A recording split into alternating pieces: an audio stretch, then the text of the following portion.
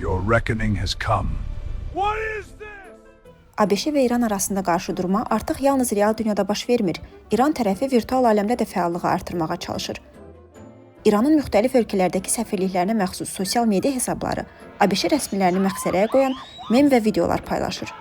Məsələn, İranın Tacikistandakı səfirliyinin paylaşdığı süni intellektlə hazırlanmış videoda ABŞ prezidenti Donald Trump'ın bu yaxınlarda özünü İsa Məsih kimi göstərən şəkil paylaşmasına istinad olunur. Videoda gerçək İsa'nın qayıtmağı və Trump'ı aradan qaldırmağı təsvir olunur. Bu videoda isə Trump'ın Amerikalı əskərlər üçün qəbir qazdığı təsvir edilir.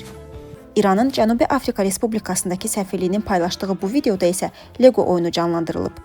Videoda İsrail Baş naziri Benyamin Netanyahunun Trump'ı iplərlə idarə etdiyi göstərilir.